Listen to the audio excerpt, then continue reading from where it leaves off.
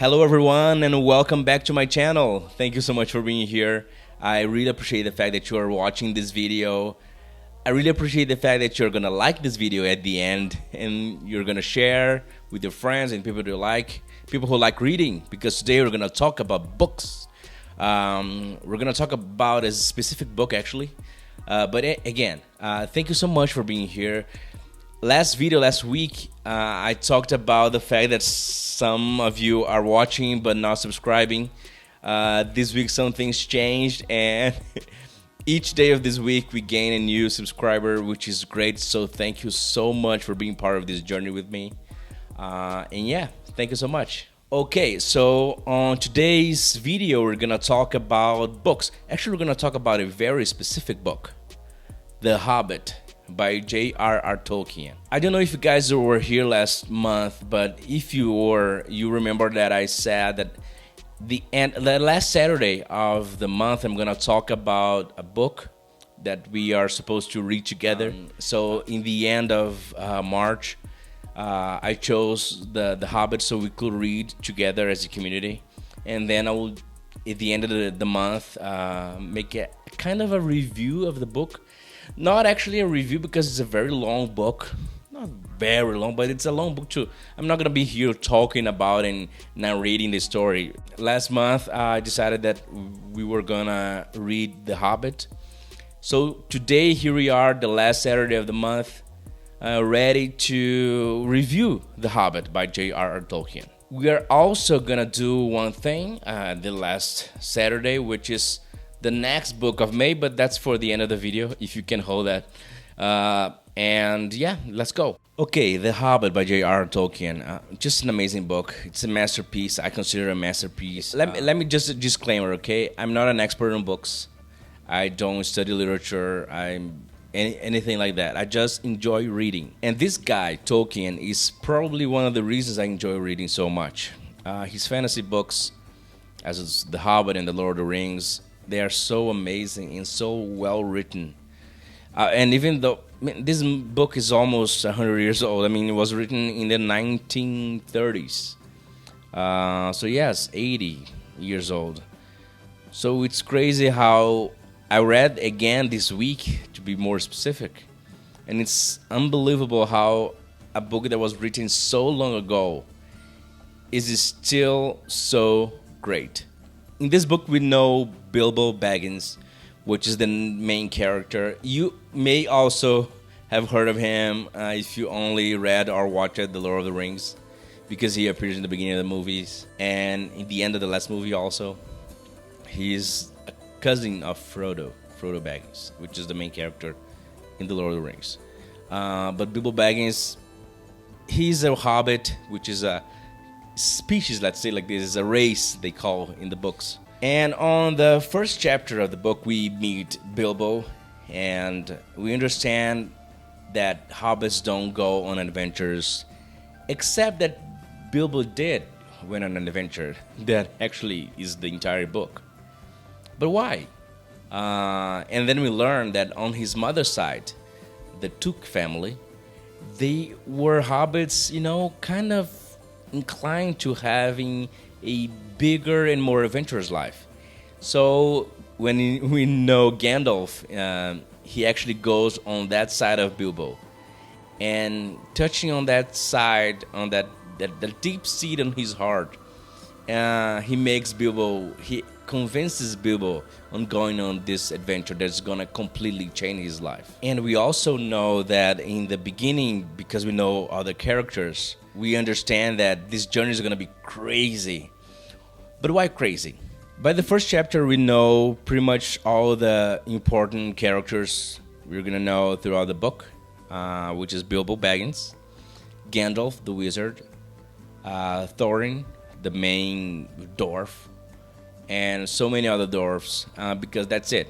We have to understand that on this kind of era that Tolkien created, there are men, there are hobbits, there are dwarfs, there are wizards, and there are elves, there are goblins, there's all sorts of creatures and races, and it's just so fun. And even though if you haven't read You might say, "Oh my God, it's so out there." So, but it's not. I guarantee it's not. It's so well written, and it's so convincing the way he portrays it. Sometime in the middle of the book, you actually think that you are in the middle of that place, and everything is very convincing. The idea of the book is that they have to go on this adventure because Thorin, which is the main dwarf of the story, he's a great descendant of an important king of dwarfs, and he needs to claim back his gold and his power and his name and his position as a king because his family was basically destroyed, and he now wants to go out there and claim his position back. But now under the mountain where his family, the Thorin family, used to reign, lies a gigantic dragon. Yes, Smaug is a dragon, and is the dragon they have supposedly to defeat in the end of the story, right? Okay, great. We're gonna get there. The thing is that because Bilbo is a hobbit and he doesn't like adventures, he doesn't want to go on this journey because it makes no sense. He doesn't know these people. Why would he go on an adventure that he's not gonna gain anything except for the gold that Thorin, the future king, told him, "Oh, you know what? If you come on this journey, I will pay you. A lot of gold and silver and etc." But again, Bilbo has a comfortable life in the Shire. He doesn't need to go on these adventures just for gold. But it's nice because in the beginning of the first chapter, he's convinced. Because after having supper and spending a few hours with these dwarfs and Gandalf, he's convinced that, you know what? I think I should go. And he goes on this very long journey and quest to defeat Smaug, and so Thorin can have his kingdom back. The journey starts in chapter 2, but it's only in chapter 5 that something amazing and big, and I want to focus on that now, happens. If you know J.R.R. Tolkien and before you haven't heard about The Hobbit, you probably have heard about The Lord of the Rings. And when we are watching, if you haven't read the books, but if you're watching the movies, The Lord of the Rings, you know that in the beginning of the movie, it explains how the ring came into existence and how it somehow happened to be in the possession of Bilbo Baggins, the main character of this story.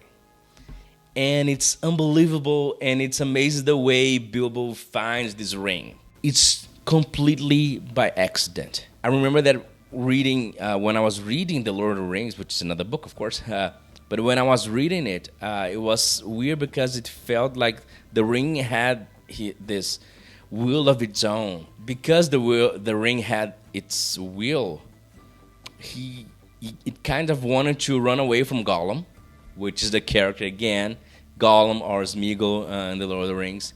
But it appears in this book because the ring was in the possession of Gollum. And inside of Gollum's cave, by accident, he didn't steal it. He didn't try to get this ring because he's heard that he's a powerful ring. No, he was laying down there and he was touching and then he felt, oh, a ring. And he put it in his pocket. That's it. It was an empty cave. He didn't know the cave belonged to Gollum or that Gollum was this creature that needed the ring. No, absolutely not. So now reading this book again, it felt so weird because we know the importance of the ring. But in this book, the ring is just a magical ring. He puts on and he disappears. Actually, he becomes invisible. And because of this invisibility, he gets to be on this amazing journey and gets to be very heroic. But then something happens. We kind of tend to think that Bilbo is being brave because he's being invisible every time he places the ring in his finger. But that's not actually what happened. The things that Bilbo, although he's very short, and I forgot to take this part, hobbits are shorter than dwarfs, which means he is a very nothing person. People who know hobbits, they don't give anything for the hobbits because they know they can't do anything. They cannot fight. they cannot run fast, they can do this kind of stuff. And that's basically makes sense of, okay, that's why hobbits, they only like to stay on the Shire or wherever is the place they live, because they go on adventures, because the thing they love the most is sitting around, having something to drink, and having multiple meals a day. But it's amazing how throughout the journey, and when they go out and they fight goblins, and when they fight wargs, and they go into this very dark forest, incredibly full of danger, and they are arrested, and so many things happen throughout this journey. And in the middle of the story, kind of forget that Bilbo has a ring, and that he places a ring every time he wants to be invisible. But he's being brave before becoming invisible, and that's very important. That's a very nice characteristic of the character. Because in the beginning of the book, we think that he's, kind of a coward. He doesn't want to go on adventures because he knows that he's very short and nobody's gonna respect him, but he goes anyway. And then we kind of tend to think that he's being brave because of the ring, but it's not. And it's amazing how Tolkien portrayed this. After so many months, yes, this entire journey takes almost, actually the entire journey takes almost a year, but he comes back in the end of the book, 1 year after he started the journey. After months into the wild and into this forest, and him and the dwarves fighting and escaping, more escaping than fighting, they found the mountain, and inside of the mountain lies the dragon. Smaug is a gigantic dragon, very powerful, a dragon who has been sleeping for quite some time now, protecting this amazing treasure, a treasure that belongs to Thorin and his family, and his family was destroyed because of Smaug. Smaug, as a dragon, dragons have no use of treasures, right? But it doesn't matter. He wants to just destroy and be in control of everything. So he destroyed many years ago Thorin's family. Now Thorin is back, and all because of Bilbo. It's amazing because now that you read the book, that you understand that Bilbo, although he cannot fight, although he's very short, and he's not strong or fast or anything, he's very smart. And because he's brave, in spite of all those things, he makes things happen. And as Gandalf says in the beginning of the book, there's more inside of Bilbo than we expect. And he's not just talking about the people in the party and all these dwarves and everybody. No, he's talking to us, the reader, that we can expect so much more from Bilbo. Well, as you probably can tell, Smaug is defeated. Not by Bilbo, of course not. But that's not at the end of the book. After Smaug is defeated, now all these elves and all these men and all these goblins and all these dwarves, they all want the treasure. The treasure that we kind of understand that now belongs to Thorin. But Thorin has no army.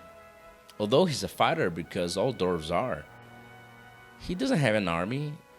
He just has his other dwarves friends, and they are supposed to protect this entire mountain. But the elves and the men, they just don't care. They want part of the treasure because they think it's fair. So one of the most amazing chapters of the book is called The Gathering of the Clouds.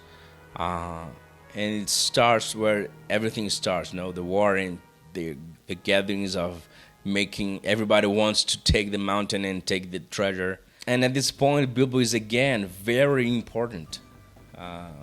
He kind of understands that running away from a fight, and what I mean is avoiding a war, an unnecessary war, the way he sees, is so much more important than just dying for gold and silver and jewels, And anyway, needless to say that they won with the help of some other very important characters which you read and you know, like Bjorn and the Lord of the Eagles.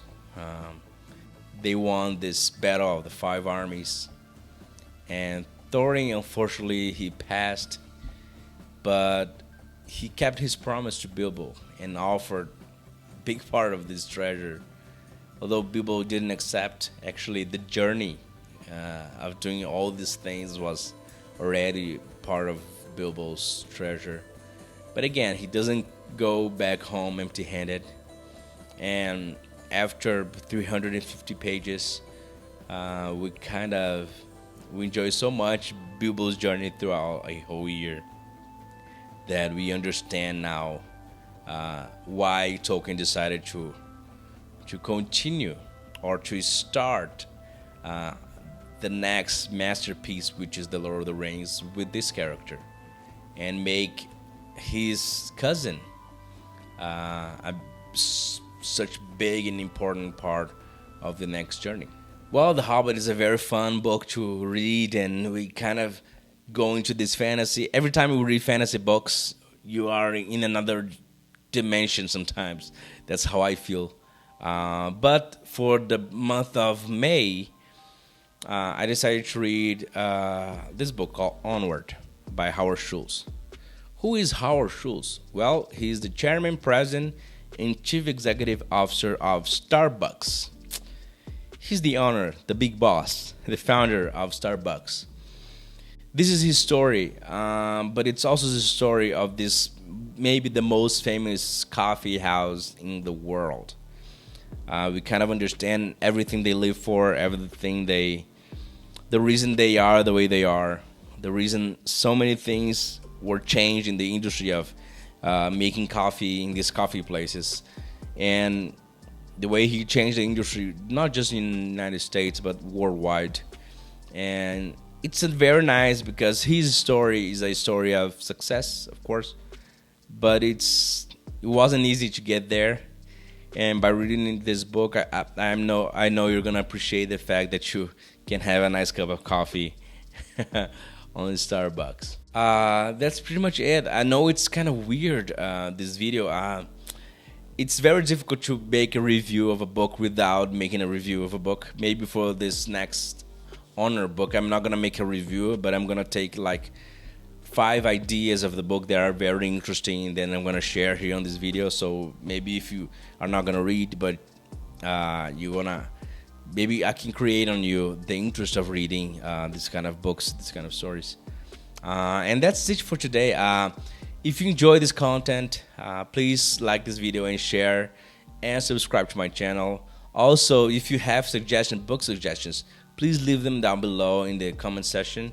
Again, I love books, and if you're gonna write suggestions about books, we can actually start a very big line of conversation down there. Okay, so have an amazing weekend. See you again next Saturday.